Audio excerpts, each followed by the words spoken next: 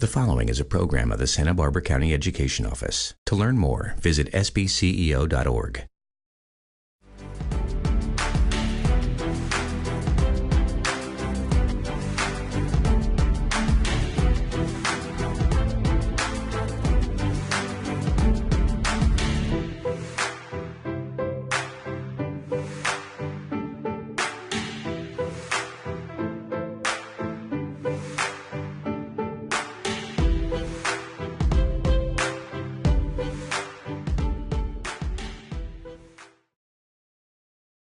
Hi, I'm Susan Salcido, Santa Barbara County Superintendent of Schools, and I am delighted and honored truly to have our guest here today, Rob Lewin, who's our Director of the Santa Barbara County Office of Emergency Management. Rob, thank you so much for being with us today. Good to be with you. Thank you. Thank you so much. And a true hero of many of us, of my own, and again, just such a privilege to be able to spend some one-on-one time with you, getting to know you and all that you do in terms of your leadership and in the Office of Emergency Management. But before we go into all of that work, I'd really love to start with your background, where you grew up, your childhood. Let us get to know Rob Lewin as a child. First, I have to correct you. You said a hero, and I want to assure you I am not the hero in any of this. The real heroes in this are the people who were the first responders out there pulling people out of trees during the debris flow, and of course dealing with all the fires that are going on constantly, and of course those homeowners that helped each other. Those are the real heroes of this. Our job really is to provide leadership and support for all of that. Well, but thank you for the compliment all the same. I grew up in the Los Angeles area in the San Fernando Valley.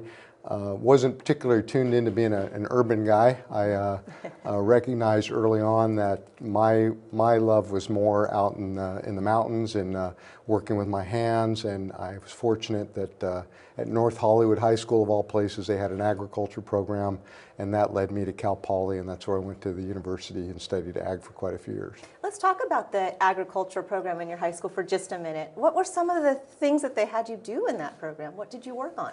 Yeah, so imagine an urban environment, and in the middle of all this is 5 acres of beautifully landscaped area that the students were led and taught by these amazing instructors. And then we had animals. I mean, I'm in the city, and I'm raising chickens and ducks and a lamb, and that I brought to fair, and all of that really was a draw to me. I had a mentor to this day, Mr. Scott, and that he just taught me so much about how to problem solve and fix things and do things, and that was where I found my passion. Passion, sounds like that. Mm-hmm. And so that's what drew you to Cal Poly San Luis Obispo? Right. So again, another public education. I've been raised through my whole life through public education. Went to a public university, Cal Poly. Mm-hmm. Studied ag for most of the time there. Simultaneously, I was going to Allen Hancock College and getting my fire science degree. In the end, I got hired by Cal Fire a year before graduation from Cal Poly, so when I did go back to school, I decided that ag probably wouldn't serve me the best, but political science would, where I could use that better in the fire service. Okay. So at 17, you were hired by Cal Fire, mm-hmm. and my understanding of Cal Fire is that it really is an agency that can send out its firefighters to multiple different sites for different kinds of emergencies. Do I have that right? Right, yeah. I was 17 and a half years old, just my first weeks at Cal Poly. I was sending myself to college. Mm-hmm. I needed a job, and I saw this fire station on campus, and it had student firefighters, and I got the job immediately. I pestered them till they hired me, I would say. But what I found is that of all the fire departments across the country, Cal Fire probably has the largest mission. It's the second largest fire department, I believe, in the country after New York. It's from Mexico to Oregon, and its mission for the state side is to be the wildland fire agencies for areas outside the public lands, outside the federal lands. But it also has an all-risk component to it. It provides contract fire protection for county fire protection in cities and fire districts, and so I got to touch all the different aspects of fire. And so, can you say a little bit more about your experience in Cal Fire? I know that you were at Cal Poly, and they hired you. The university did, but then you went to San Luis Obispo, the county Cal Fire. So, what were some of the assignments? I know it was a huge array, but can you describe some of that array and spectrum of the work that you did while in Cal Fire for San Luis Obispo County? Sure. So, and I did spend about 4 years in Riverside County with Cal Fire. That's part of how it works with the state. You go where they hire you, and then you try to get where you can. I wanted to get back to San Luis Obispo after a stint in Riverside, but I was very fortunate in my career that I was able to do a lot of diverse things. I worked in fire stations, both municipal type and wildland stations. I ran an inmate fire crew for a few years where I had 17 inmates under my leadership. I worked in the dispatch center as a dispatch captain and was moving resources up and down the state. I worked in fire prevention as the fire marshal for many years. I also did GIS mapping as a pre-fire engineer. That was what they called it, and we tried to identify where big fires could occur and come up with methods of mitigating it. And then I kept working myself up, and I eventually became the fire chief in San Luis Obispo and did that for 5 years, and then retired from Cal Fire. And then retired. Wow, that's fantastic. So then how did you find your way to the County of Santa Barbara Office of Emergency Management? You're the director, and trace for us that path. Well, when I was with Cal Fire, of course, we went to large disasters and all kinds of different ones. It wasn't just wildfires. We went to earthquakes and animal diseases and human diseases and floods and varieties of unusual things, even special projects that I was assigned to. And I did that as part of an incident management team. And incident management teams are 50 people that would go and deal with the incident. And we see those all over California now on fires today. And so I was on one of those teams for many years and eventually became an incident commander, the position that leads the team. And I loved that. I loved emergencies and large disasters, large organizations, incidents that went on for multiple days and weeks. So when I was thinking about what to do in retirement, I wasn't ready to quit working. I love work. I've been working since I was 12, and it was something that's part of me. And so I started looking for jobs in emergency management because I thought it would be a nice fit. And I was so fortunate to have a job open up here in Santa Barbara.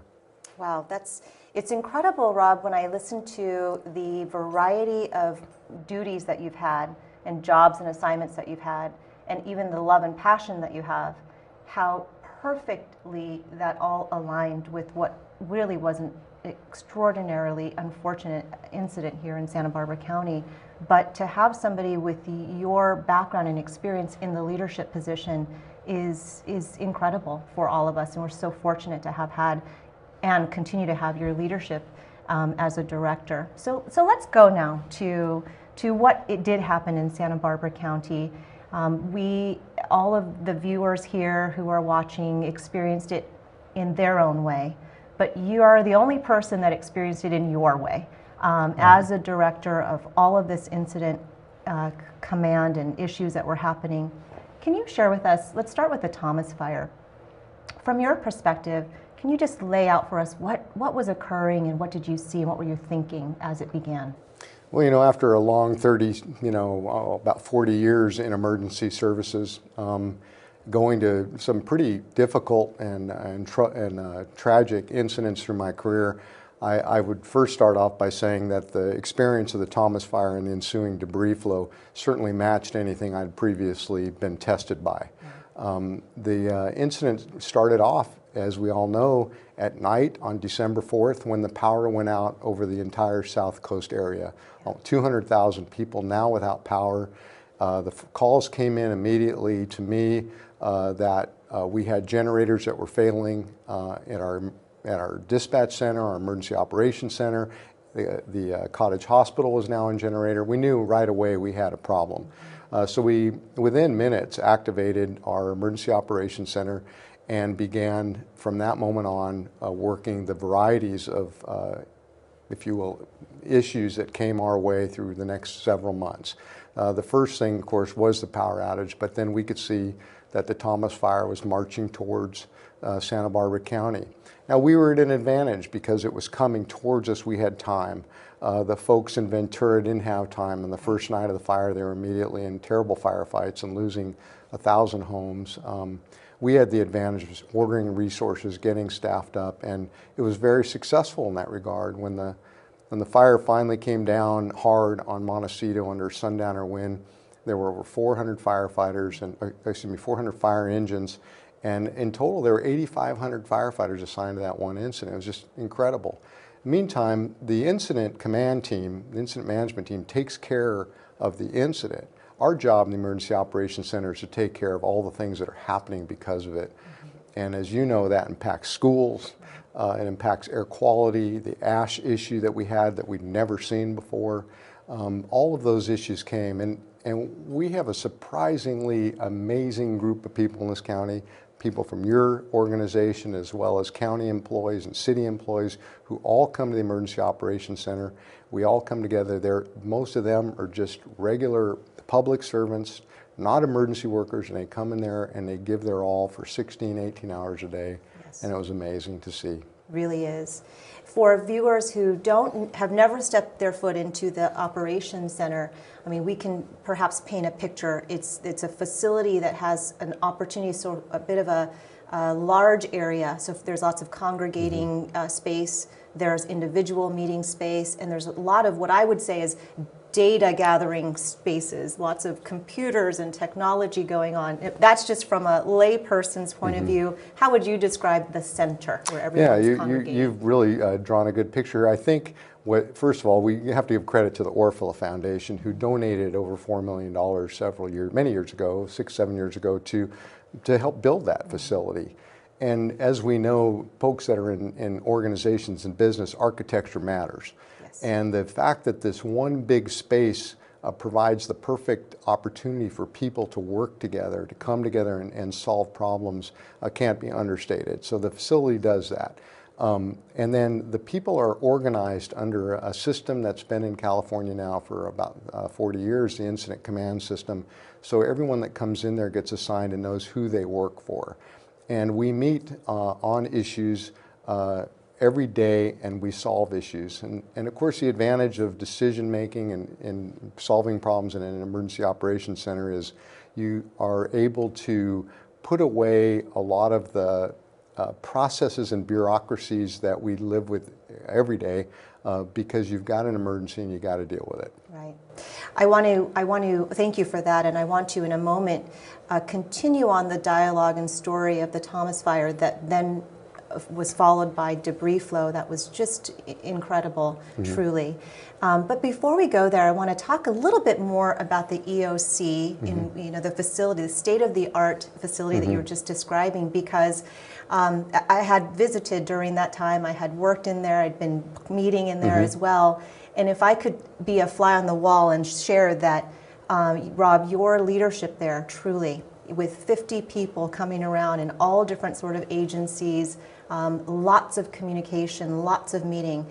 It was really incredible, and one of the, I think you rose to the top in terms of needing to have a sense of calm, sense of clarity, and sense of stability, where I think so many of us needed that. I want to thank you for that.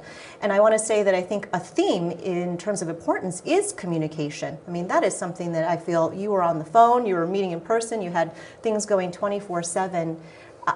Would you say that you've trained for that type of communication your whole life? Did that come instantaneously with this incident? Tell us a little bit about communication.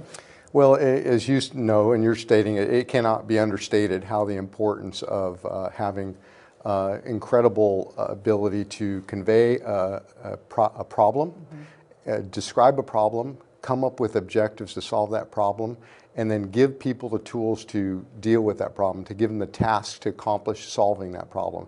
And that's essentially what we do in leadership, is that. It's very clear on an emergency. It can be very basic things. As you know, during the debris flow with the 101 close, we had to move children back into their schools. Right. This was an issue. We needed to get them stable. So that was a problem. How do we do that? We have teachers that can't get to their schools. We have schools that are no longer usable because they're in the evacuation area.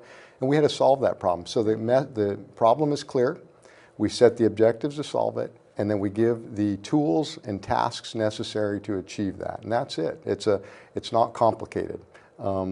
I think my life of working with CAL FIRE and seeing people do that and working for them, I have many mentors in my life that I look back on and the things that they taught me, and you know, keep things simple and do it and make it happen. And I abide by the principle that if you don't lead, who will?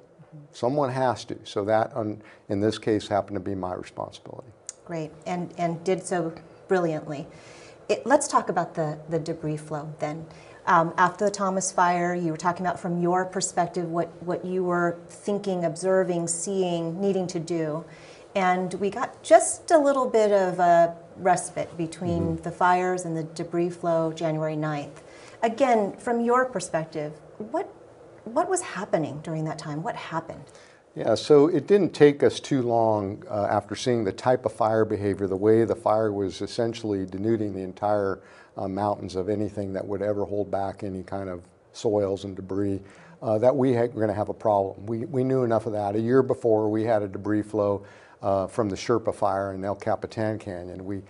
I've seen and heard about debris flows my life in the fire service. It was also recognized by Tom Fayram, who is in charge of Flood Control District. And so together he and I started talking about it. He immediately put his folks into starting to clean out, making sure the debris basins were fully cleaned out. And we started planning. I mean, we were having meetings on planning going back to December 21st, where we were bringing in people and starting this whole conversation about how are we going to prepare for this debris flow. And it wasn't even a matter in my mind of if we're going to have one. It was a matter of, are we going to have it this year or the next year? Or how bad will it be? That kind of a conversation. So the first thing we had to do, of course, is educate ourselves and our partners and agencies and that this is a real potential. We're battling away because we're still fighting the Thomas fire. We're still dealing with all the issues of that, and it's the holiday season, and people have scheduled vacations and things to do. So I never interrupted my operations. We opened on December 4th. We continued operating all through preparation for what became the debris flow. And then, of course, as we all know, on January 9th, the debris flow struck, as we unfortunately had thought it would. It was, of course, much, much worse than even we expected. Right. So what I'm hearing you say is that it was not a surprise at all to you and many others in the community who were really planning ahead for when is it going to happen, not knowing when it was going to happen exactly, but when it does happen, here's how we need to start responding to it. So you're really using that time between the fire and the mud flows to really prepare. Yeah, and we didn't have much time. Normally there'll be fires, in the summer, maybe the fall.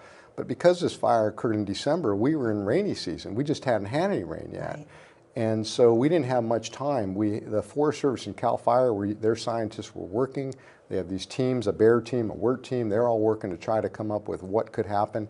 They didn't have time to finish any of the reports, but I had in the past invited them to do that in our Emergency Operations Center so that we would be embedded with them. So I was talking to the scientists every day about this. So I was getting the best kind of information that we could to make decisions. I looked back at some of the things that occurred in December, and I've found emails that I wrote to utility companies telling them to prepare, to Caltrans telling them to prepare. I mean, we were trying to cover everything we could during that time before the rains to make sure everything was thought about. Yeah, thank you. Thank you for that. One thing you mentioned a few minutes ago was the work that went on to ensure that students had a place to go for school, educators had an opportunity to meet their students at school, but that one of the issues that came with the fire and mud flow was the 101 was closed, schools were unable to open. I just want to let the viewers know that at the forefront, and there were so many competing priorities in terms of everyone is important. Safety of everybody is so critical, but at the forefront of many of the conversations, or if not all, for you, what that I heard was around school children and the need for children to be with their teachers at school and school to resume. So I'd love to give you an opportunity to say, why to you was that such an important leading priority? Well, I think, you know, I'm a parent, and I'm married to a principal who, of course, so every day I'm seeing how important school is. Right. We all know that the most stable thing we can do for children is give them routine. And that routine comes from being in school and being with their teacher. Those teachers are that other adult in their life who brings stability and calm. We all, when we were little, ran into our teacher at a grocery store or somewhere in the street, and we couldn't believe they were actually a human being, because these teachers are, to a young person, is something magical. And we knew that all of us, I mean, anybody that's working in around or near or have children, recognize that the best thing we could do for not just the children but the community is create a sense of normalcy.